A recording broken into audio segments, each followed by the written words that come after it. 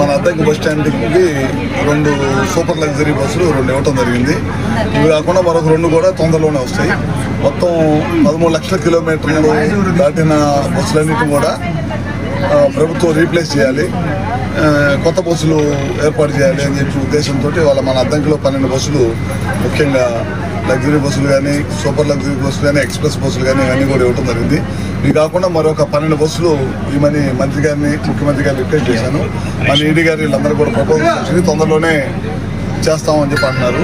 మళ్ళీ ఈ చంద్రబాబు నాయుడు గారు ముఖ్యమంత్రి అయిన తర్వాత కొత్తగా మళ్ళీ బస్సులు కావాలి. చాలా ఆర్టీసీ నిర్వీర్యం అయిపోయింది గడిచిన 5 సంవత్సరాల్లో.